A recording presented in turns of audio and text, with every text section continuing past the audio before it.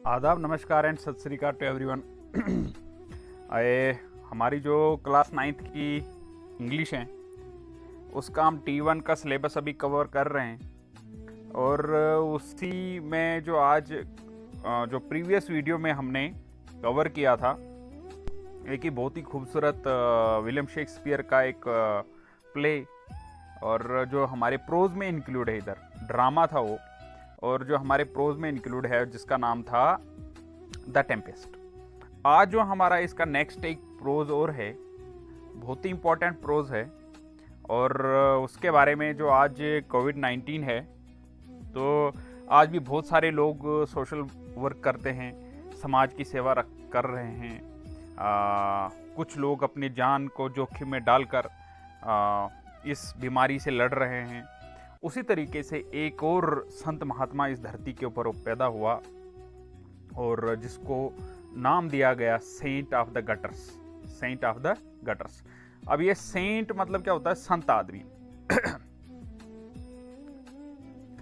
तो अब सेंट का मतलब क्या होता है कि जो गॉडली मैन, यानी जो भगवान के बहुत नज़दीक हो, जिसको भगवान प्यार करता हो या जो भगवान से बहुत ज़्यादा प्यार करता हो। तो आज हम देखेंगे ये भगवान से प्यार करने वाले लोग जो कौन होते हैं और जो भगवान के प्यारे होते हैं वो कौन होते हैं। ये जो सेंट ऑफ द गटर्स है ये लिखा है नीरजा मट्टू ने। तो नीरजा मट्टू जो हैं हमारे कश्मीर से बिलोंग करती हैं, जम्मू कश्मीर से बिलोंग करती हैं।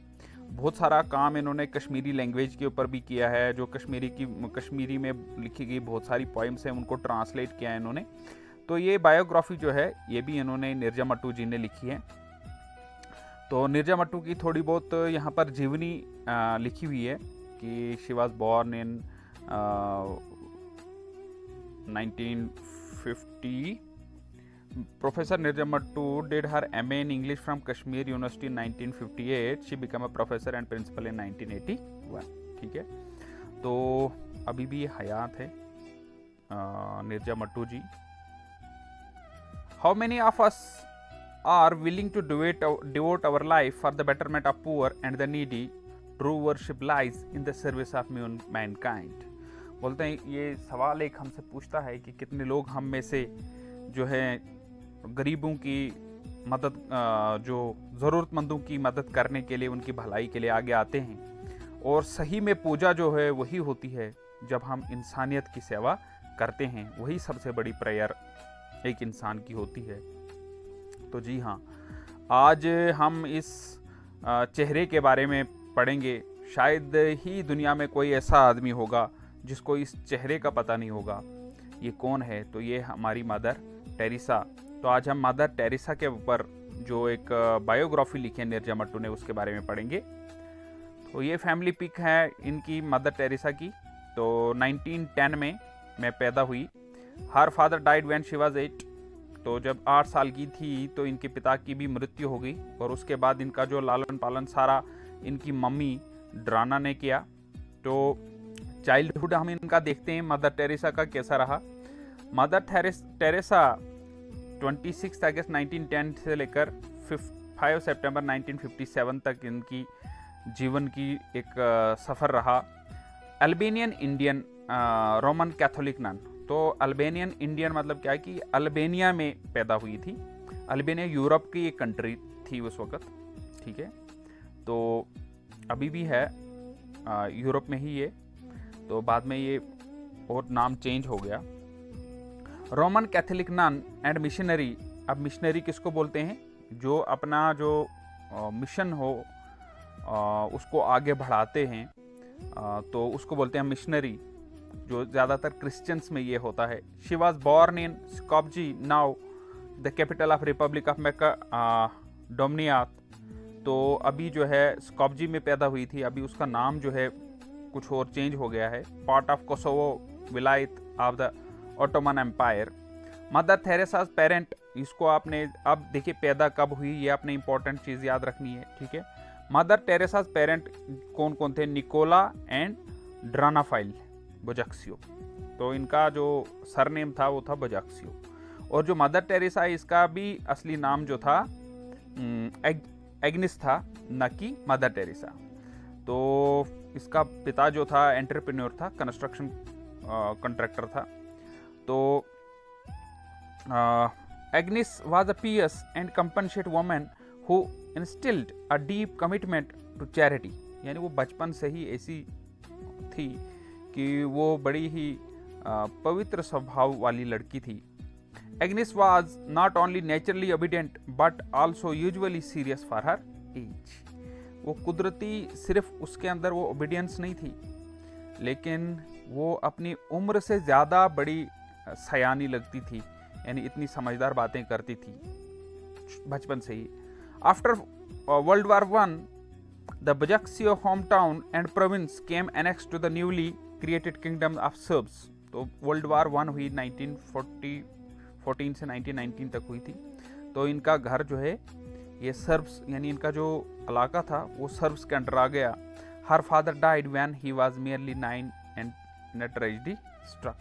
तो इसके पिता की मौत होगी जब ये बिल्कुल छोटी थी. तो उसका मतलब ये नहीं कि उसकी पिता की मौत जंग से हुई थी, वो नेचुरल डेथ हुई थी उनकी. Agnes made her first holy communion when she was 6 and received confirmation a very year later. तो जब 6 साल की थी तो उसे ये आवाज़ें आती थी ऊपर वाले की तरफ से, कुछ आवाज़ें उसको आती थी मदर एग्निस को. Strong mother. अब उसकी माता जी कैसी थी?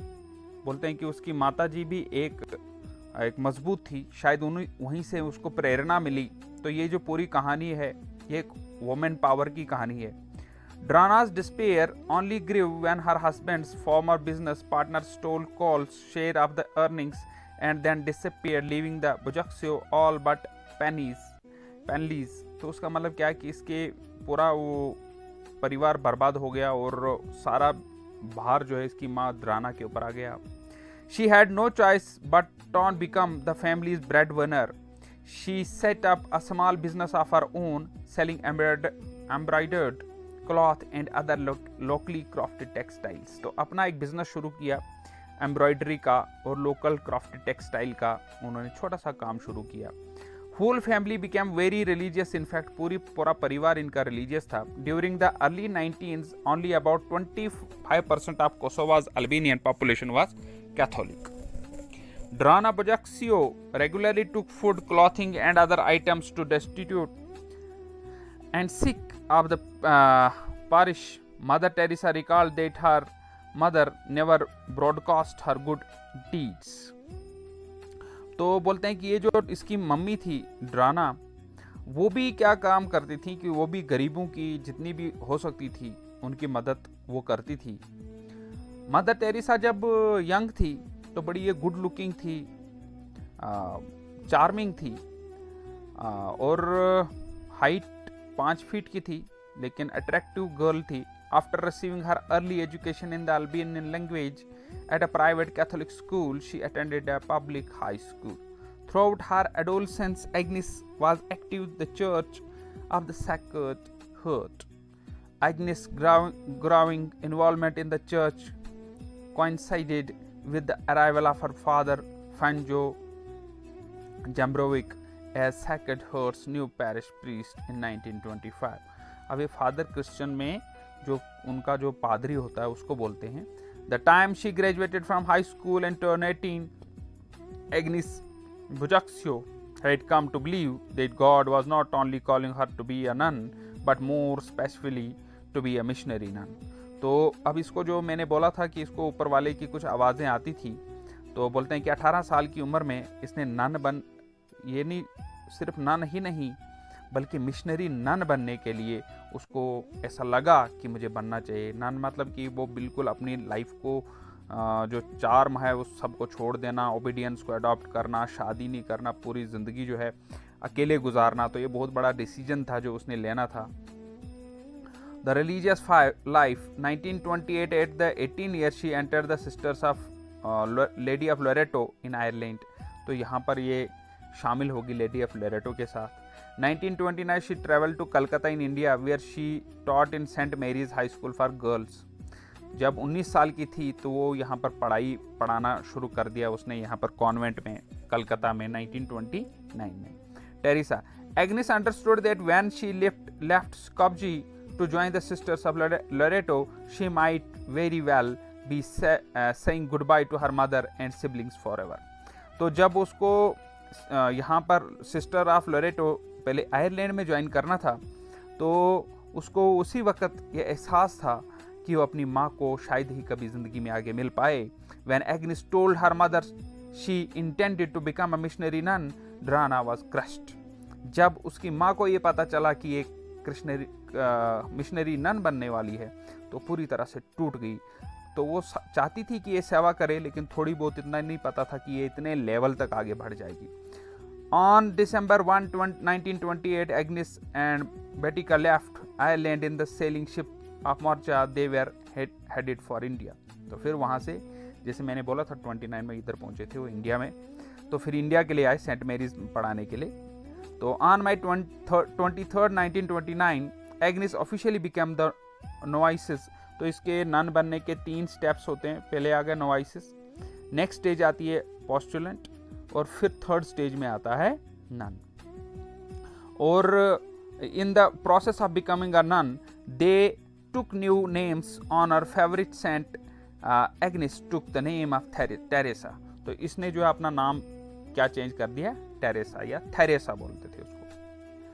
उसके बाद 1937 सिस्टर टेरेसा अब ये क्या बन गई, 1929 में क्या बन गई अब ये, यानी इसने जो 1929 में इंडिया में आई, फिर जब ये नन बनी यहाँ पर, तो फिर जो है 1937 में इसका नाम टेरेसा पड़ गया. तो फिर इसको बोलते थे पहले sister Teresa. Made her perpetual religious profession become spouse of Christ lover. She continued teaching young women and become headmistress of the St. Mary's High School in 1944. तो जैसे मैंने बोला था 1929 में सेंट मेरी पढ़ाने आई थी, 1944 में पूरी मालिक बन गई उस सेंट मेरी हाई स्कूल की, वो हेडमिस्ट्रेस या प्रिंसिपल हम कहेंगे तो उसकी बन गई. 1937 में और क्या हुआ, made her religious vows and taught girls and young women for 20 years.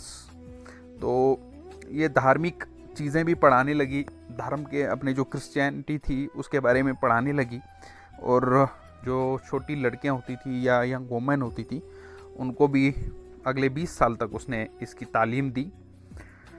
A call with a call. She was moved by the condition of the poor and destitute who live outside the walls of the convent. तो उस दौरान बोलते हैं कि first world war जब हुई थी तो बहुत दुनिया में भूखमरी पड़ी थी, तो उससे कलकत्ता में भी बहुत सारे लोग जो थे वो भूख से तड़प रहे थे, रास्ते में पड़े हुए थे, यानी इतनी कहसाली पड़ गई थी. तो वो उन लोगों की सेवा में करने में लग गई. Born to India shortly after taking her first vows, Sister Teresa was assigned to teach in the Loreto Convent School in Darjeeling, which served British and Indian girls in 1931. Teresa left Darjeeling and was now a resident of Loreto entirely. Her order's extensive compound of entirely a district of Calcutta on the city's east side. She saw body on the streets during the partition of India and the violence raged on. तो 1947 में जब partition हुआ तो बहुत सारा violence हुआ था. उस वक्त भी इसने देखा कि किस तरीके से लोग आपस में धर्म के नाम पे लड़कर मर रहे हैं. तो उस वक्त भी इसने जो है हिंदुस्तान की बहुत बुरी दशा देखी, लोगों की बहुत बुरी दशा देखी. Many years passed, she received permission to begin work. फिर जाके उसको परमिशन मिली, उसने एक डिसीजन लिया कि मैं अपना काम शुरू करूंगी. फिर उसको जो है उसके लिए अपने जो पोप हैं उन्होंने उसको permission they the. 1948 Pope Pius XII gave her permission to go outside the cloister to streets of Calcutta to the poor, the sick and the starving. तो 1948 में उसको ये परमिशन जो थी पोप पियस 12th ने दी थी. On 17th of August 1948 she wore a sari. तो उसने साड़ी भी पहनी. फिर उसने हमारे हिंदुस्तान की, इसको इंग्लिश भी नहीं आती थी, इंग्लिश भी सीख ली यहाँ पे, और हिंदी भी सीख ली, बंगला भी सीखने लगी. और जब इसने ये मिशन शुरू किया तो इसके जो कुछ स्टूडेंट्स थे, जैसे मैंने बोला कि उसने 20 साल तक वो स्टूडेंट्स को पढ़ाया, तो वो स्टूडेंट भी इसको हेल्प करने के लिए आगे आए. ये कलकत्ता का मदर हाउस है वहाँ पर. Her house was houses multiplied and extend, there was room for everyone in them, क्योंकि उसमें हर एक के लिए जगह थी। After only 10 years 1960 Mother Teresa began to send her sisters to parts of India. 1960 तक किसने अपनी जो सिस्टर, जो इसके साथ काम करने वाली और औरतें थी, वो हिंदुस्तान के अलग अलग कोनों में उनको भेजती थी काम करने के लिए। सेंट, अब सेंट का मतलब क्या है? नोबल साउल या गॉडली पर्सन जिसको हम बोलते हैं। After establishing a charitable institution at Ranchi, she quickly opened houses in host of other Indian locations including Jhansi, Ambala, Patna and Bombay. By the early 1970s, Mother Teresa, who now oversaw some 80 houses in location all over the globe, was well on her way to become a major international celebrity. तो फिर ये जो है जब इसका काम पहचाना गया दुनिया में, तो पूरे दुनिया में जानने लगे लोग इसको। और 1979 में इसको नोबल प्राइज़ भी मिला था। ये एक इम्पॉर्टेंट डेट है जो आपको याद रखनी चाहिए। और इसको उसके लिए कुछ प्राइज़ पैसा भी मिला था, और वो भी उसने वो गरीबों की मदद के लिए लगा दिया था, ऐसा बोलते हैं। तो ये आपकी इंग्लिश में इंक्लूड है कि 20th सेंचुरी की एक जो बहुत बड़ी महान हस्ती हमारी जो है वो कौन है? Mother Teresa. तो मैं यहीं तक आपको आज का जो टॉपिक है रखेंगे। इसमें से जब आप ये बुक को पढ़ेंगे, आप आज का हम होमवर्क क्या रखेंगे आपके लिए, तो जो भी आप इस टॉपिक को पढ़ेंगे, फर्स्ट पेज, सेकंड पेज और थर्ड पेज भी है इसमें आगे, तो फर्स्ट और सेकंड, तो उसके बाद जो है आप इसमें से वो वाले पॉइंट होमवर्क में रखेंगे, होम असाइनमेंट में आज रखेंगे, और जो मैंने अभी इस अपने लेक्चर में कवर नहीं किए। तो आपने वो पॉइंट कहाँ से ढूंढने हैं? इस वाली बुक को पढ़कर, जो क्लास 9th की बुक है, इसको पढ़कर आपको वो वाले पॉइंट नोट डाउन करने हैं जो मैंने इस लेक्चर में, जो वीडियो में नहीं रखे। तो वो वाले पॉइंट आपने कल जो है अपने होमवर्क में मेंशन करने हैं। तो thank you once again for watching. कल हम इस पूरी जो कहानी है, जो उसका बायोग्राफी है, जो आपकी बुक में दी गई है, उसका फिर पोस्टमार्टम करेंगे और आपके सामने एक नई वीडियो लेकर आएंगे। So thank you once again for watching.